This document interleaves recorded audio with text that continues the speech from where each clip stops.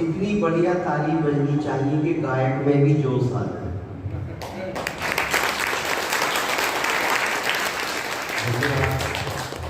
क्योंकि फीकी ताली और फीकी खीर अच्छी नहीं लगती।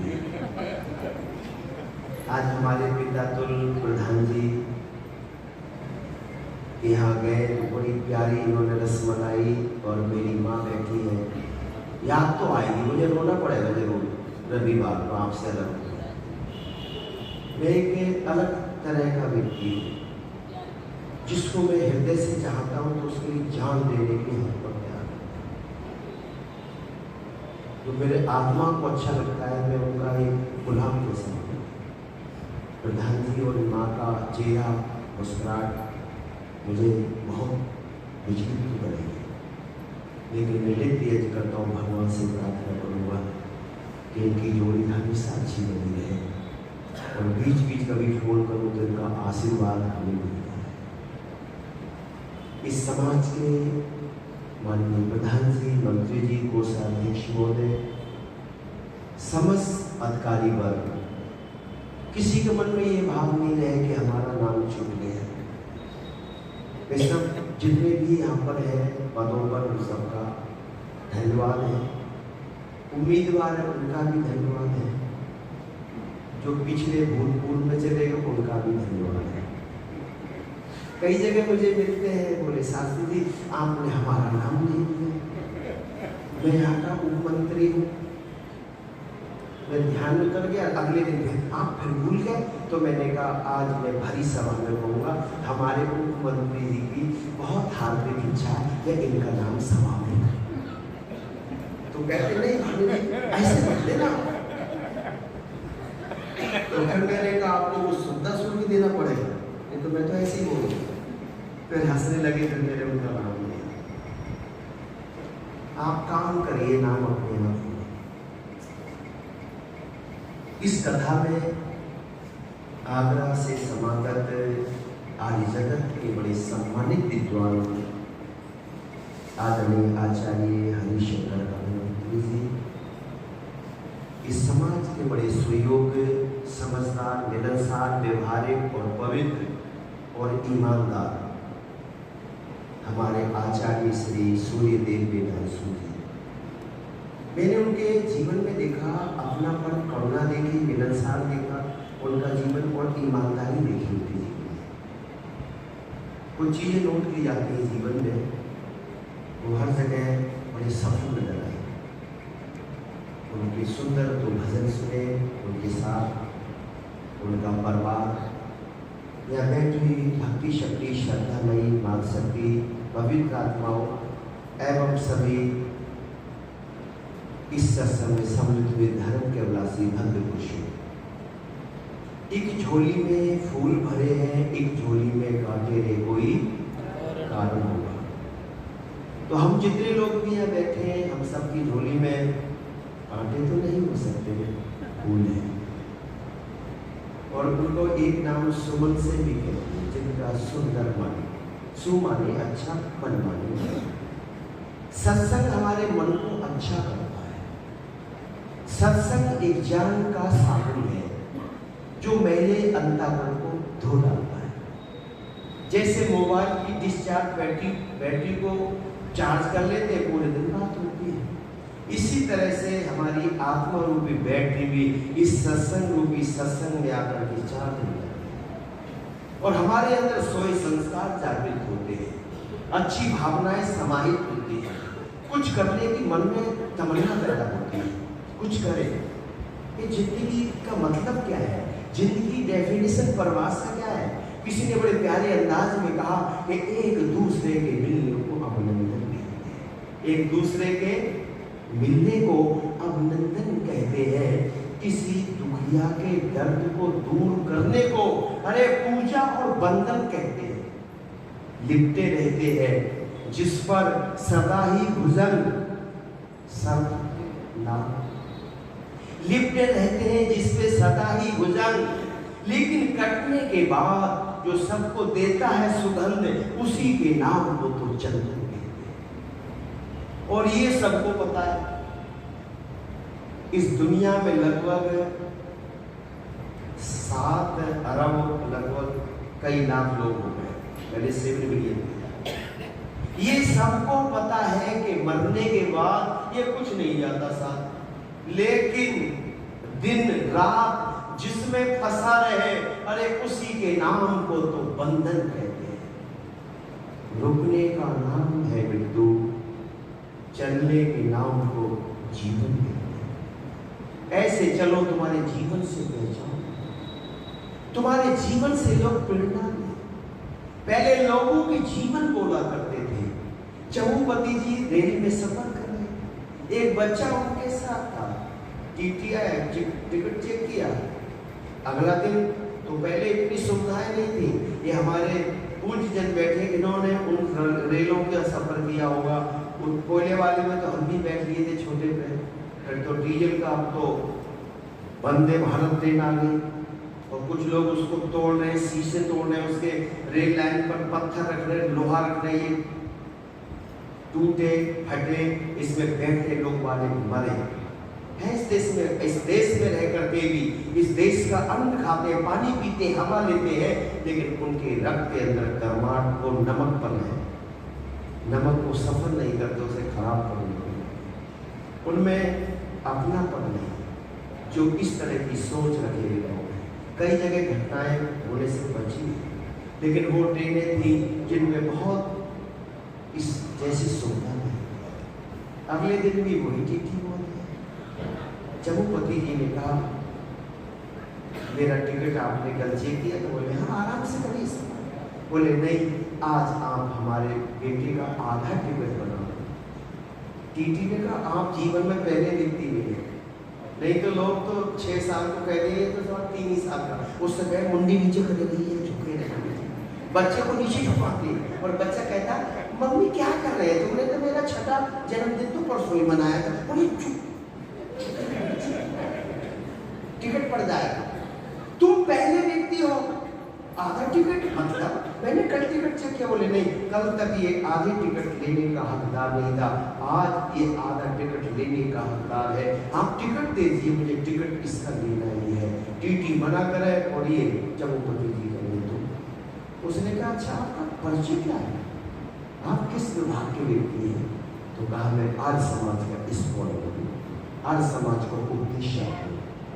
उस टीटी ने हाथ जोड़कर कहा, जिस संस्था का ऐसा उपदेशक है, और वो संस्था कितनी पावन होगी, उसकी विचारधारा कितनी अच्छी होगी, उसके नियम सिद्धांत कितने अच्छे होंगे। और फिर उसने इस संस्था का निर्माण किसने किया, स्थापना की किसने की? तो चमुपति में उनका नाम था महर्षि दयानंद। वो इतना प्रभावित हुआ कि आर्य समाज के साथ जुड़कर, वो रेल में तो सर्विस की, पर उसने आर्य समाज का बहुत बड़ा काम किया। पहले लोगों के जीवन बोला करते थे।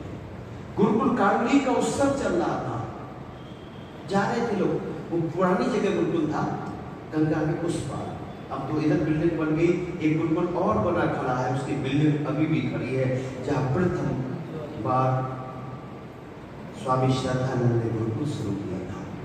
लोग जा रहे थे, नदी गंगा पार कर रहे, बस सामान सर पे रखा। एक सेठ पति पत्नी, वो भी हरिद्वार आए थे, उन्होंने कहा बड़ी भीड़ जा रही है, कोई थैला बगल में, कोई सर पे, कोई कंधे पे, कोई सामान जा रहे, उत्साह के जा रहे हैं, उत्सव देखने जा रहे हैं। उन्होंने कहा, आप लोग जा कहाँ रहे हो? उन्हें कथा चल रही है, सत्संग चल रहा है, महायज्ञ चल रहा है। कहा कि गुरुकुल में बस ये गंगा पार करनी पड़ेगी, पानी ज्यादा नहीं है, बस कमर तक। तो बोले हम भी जा सकते? बोले हाँ, पति पत्नी दोनों चले। और जब उन्होंने उस गुरुकुल को, कार्यक्रम को देखा, ब्रह्मचारियों को देखा, स्वामी श्रद्धानंद को देखा, प्रवचनों को सुना, वो इतने प्रभावित हुए और स्वामी श्रद्धानंद जी के पास जाकर कहते, इस तरह का गुरुकुल और भी खुल सकता है। बोले जी हाँ। कितना? उस समय उन्होंने श्रद्धानंद ने कहा था 25,000 रुपये अगर मिल जाए गुरुकुल चालू हो जाए। तो उन्होंने कहा कि हम देंगे। उन पति पत्नी ने अपनी जो जमीन थी, संपत्ति, घर को बेच दिया और कहा अब आप गुरुकुल कहीं स्थापित करो। और वो गुरुकुल स्थापित हुआ कुरुक्षेत्र के अंदर, जिसके गवर्नर देवव्रत जी रहे। और हमारे प्रधान जी का उनके साथ बड़ी याद होता है, काफ़ी फोन उनके पास उनके आते रहते। वो गुरुकुल कुरुक्षेत्र का स्थापित हुआ और आज वो गुरुकुल बहुत अच्छे तरीके से चल रहा है। पहले जीवन बोला करते थे, आज समाज में आने से एक सोच बदली थी, एक विचारधारा बदली थी। ना दुनिया में कोई ठग सकता, ना बहका सकता, ना गुमराह कर सकता, और ना आज समाज में आया हुआ व्यक्ति, जो आज समाज में व्यक्ति आता है, श्रद्धा से आता है, भाव और भावना से आता है, दिल से आता है, वो कभी जीवन में आत्महत्या नहीं कर सकता। मैंने पहले एक लाख का इनाम बोला था। कोई सच्चा आर्य समाजी आत्महत्या करके मरा हो, मुझे उसका एड्रेस दीजिए, मैं 1 लाख रुपए दूंगा। मेरे पास नहीं, मैं प्रधान जी से उधार ले लूंगा, पर 1 लाख का इनाम दूंगा, पर आज तक वो लेने नहीं आया। जिसने आज समाज और दयानंद सत्याप्रकाश को पढ़ लिया, जिसने व्यवहार भानु को पढ़ लिया, वो आत्महत्या करेगा क्या? नहीं। ऋषिज्ञान लिखते हैं, व्यवहार भानु में विद्या की परिभाषा कर बोले, विद्या स्वावलंबी बनाती है, विद्या जीवन को सुखमय बनाती है, विद्या जीवन को आनंदित करती है, और विद्या पृथ्वी से लेकर परमात्मा तक का यथार्थ ज्ञान कराती है। आज पढ़े लिखे लोग, डिग्रियां इतनी हैं, टाई लगी है, पहले टाई अनपढ़ नहीं लगा सकता था, पोस्ट ग्रेजुएट व्यक्ति गले में टाई लगाता था। आज डिग्री लेने वाला 10-10 डिग्रियां हैं, पर वो अनपढ़ व्यक्ति को हाथ दिखाते आपने भी देखा और मैंने भी देखा। इतनी डिग्री है, काहे का पढ़ा लिखा? महाराज देखो वो दर्जा 3 ही पास है और इसकी किस्मत बता रहा है, ये लगा साक्षर है पर विद्यावान नहीं है। विद्यावान तो स्वावलंबी होता है, आत्मविश्वासी होता है। इसलिए सोच, ये विचारधारा आज समाज में आने से बहुत कुछ मिलता है। जो लोग कहते हैं हम सब जानते हैं, भूल करते हैं। आज समाज में आओ, पता नहीं कौन सी बात कब मिल जाए और वक्ता कौन सी बात कब बोल जाए, क्योंकि इसका नाम क्या है? खोपड़ी। मैंने कहा खोपड़ी क्यों कहते हैं? जिसमें हजारों बातें खोई पड़ी हो, उसका नाम क्या है? जोर से बोलो, खोपड़ी। इसमें कोई पड़ी रहती है। हमारे आचार्य हरिशंकर जी पता नहीं कौन सी बात बोल दे, मेरे मस्त कब आ जाए, मैं कभी कभी ताज्जुब कर जाता, ऐसा अच्छा बोल दिया। इसलिए सत्संग में आने से क्या मिलता है, और समाज में जुड़ने से क्या मिलता है? गीत बड़ा प्यारा याद है, के आने से इसमें मिलती विचार और बचने से रहता है पाखंड सवार। ऋषि की निशानी है प्यारी आर्य समाज, बड़ी सुहानी है प्यारी आर्य समाज।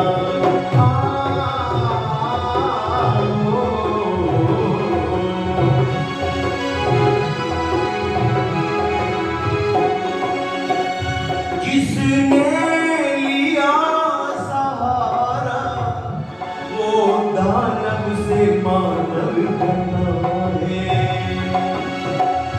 जिसने लिया सहारा वो दानव से मानव बना है। गिरते हुए बचाए और पापों से वो डर बचा है।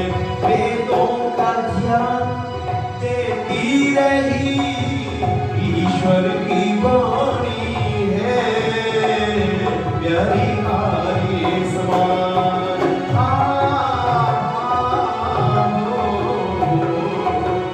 आने से इसमें मिलती विचार, बचने से रहता है पाखंड सवार। ऋषि की निशानी है प्यारी आर्य समाज, बड़ी सुहानी है प्यारी आर्य समाज।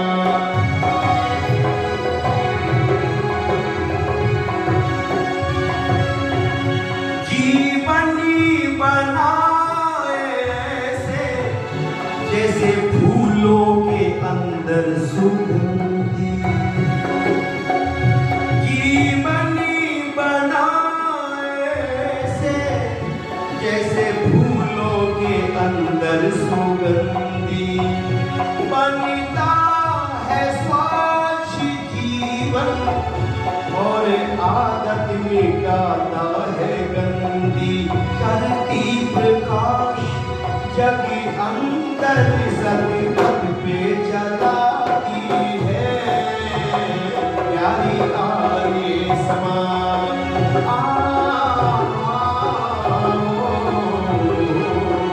आने से इसमें मिलते विचार, बचने से रहता है पाखंड समाज। ऋषि की कहानी है प्यारी आर्य समाज, बड़ी ही सुहानी है प्यारी आर्य समाज।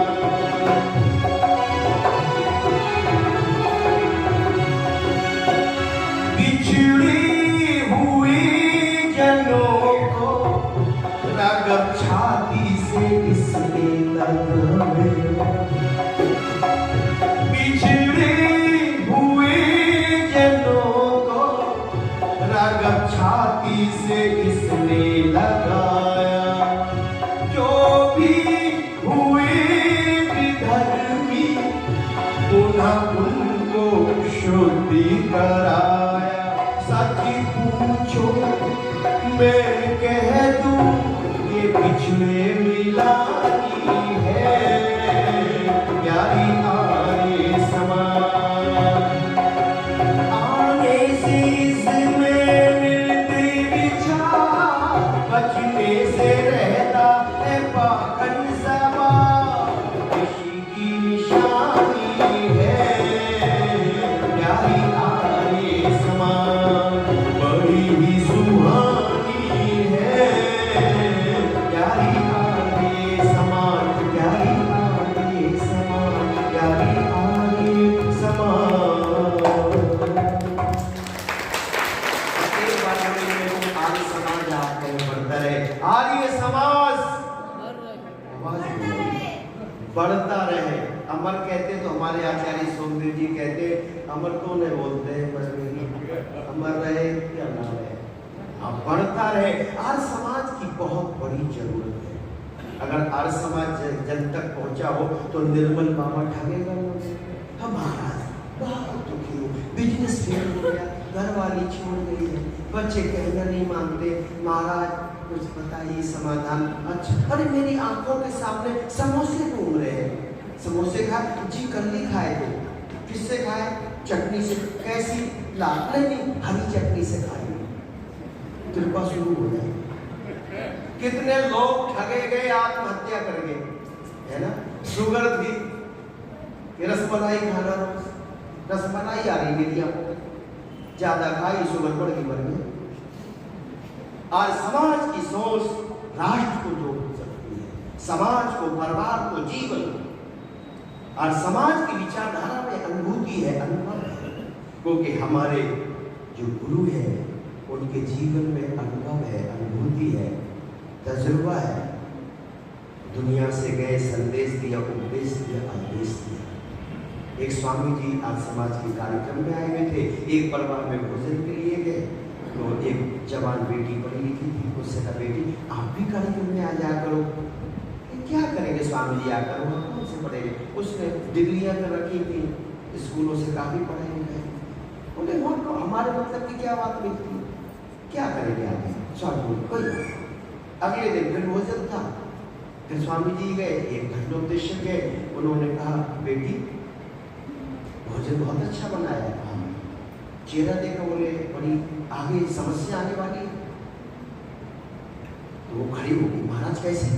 ये आपके मस्तक पे जो रेखा है ना, मैं जानता हूँ, मैंने ज्योतिष को पढ़ा है, ज्योतिष शास्त्र पढ़ा है, आपके ऊपर तो शनिचर का निवास हो गया, शनि देवता विराजमान हो चुका है। 21 दिन में बहुत बड़ी तबाही आपके जीवन में है, जीवन बर्बाद हो जाएगा, घटनाएं घटी, मृत्यु भी हो सकती है। वो काटने महाराज क्या करना है? करना क्या है? 7-5 दिन तक कोई लाल कपड़े वाले अच्छे महात्मा मिल जाए, उनको रोज 2-2 रसमलाई खिलाना, 1 गिलास जूस पिलाना, और रोज उनको 1 से 1 रुपये दक्षिणा देना। कर लो ऐसे, 2 लोग मिल जाए, बस ये उतर जाएगा। नहीं तो 21 दिन में खेल खत्म। बेचारी वो तो चलेगा, चक्कर ही पड़, चक्कर उड़ गई। अब उन्हें कहाँ ढूंढूं ऐसे, फिर उसने कहा कि कहाँ ढूंढना, ये आर्य समाज में तो आई ही है लाल कपड़े वाले महात्मा तो है ही। पर देखा तो बढ़िया रसमलाई जूस 101 रुपये दक्षिणा। स्वामी जी भानु जी भी संत है, रसमलाई खिलाई, जूस पिलाया, 101 रुपये दिया। मैंने कहा ये तो बहुत बढ़िया बॉडी बनता शुरू हो गया। बस अगले दिन फिर 5 दिन पूरे हो गए। अंतिम दिन आई, फिर लेकर आई और खिलाकर उसके बाद स्वामी जी से कहा महाराज जी अब बताओ शनि देवता उतर गए या अभी भी है? तो स्वामी जी मुस्कुरा के कहते चढ़े ही कहाँ थे, चढ़े ही कहाँ थे, मतलब नहीं चढ़े। तो फिर तुमने जो कहा था आर्य समाज में आके करना क्या है, वो क्या बोलते हैं मेरे मतलब का? तो मैंने थोड़ा सा प्रयोग करके देखा था, मैंने एक पल में तुझको बहका दिया और तूने रोज हमको रसमलाई खिलाई और 1 से 1 रुपया दक्षिणा दी है, पर ये पैसे तेरे रखे और मुझसे का तुम भी इनको दीजिए, कोई और उद्देश्य हो मत। और सारे पैसे का ये बेटी हाथ पे रख, न शनिचर चढ़ा था न उतरा है, इसलिए अगर तुम आर्य समाज में आती तो इस तरह से तुम किसी के बहकावे में नहीं आ सकते। आर्य समाज एक सोच देता है, आज पढ़े लिखे बच्चे वाले बहकते, बड़े बड़े लोग बहकते देखे, इसलिए हमने भूल एक की, हमने अनपढ़ लोगों की बातें मानी लेकिन पढ़े लिखे व्यक्ति को नहीं माना। जिसने वेदों को पढ़ा, शास्त्रों को पढ़ा, अनेक ग्रंथों को पढ़ा, जिसने सत्यार्थ विकास लिखा, जिसने संस्कार विधि लिखी, जिन्होंने ऋग्वेद भाषा लिखी, जिन्होंने आर्य उपदेश माला लिखी, जिन्होंने व्यवहार भानु लिखी पुस्तक, जिन्होंने पंच महायज्ञ विधि, हमने उनकी बातों को नहीं माना। और एक गीत बड़ा प्यारा याद आया,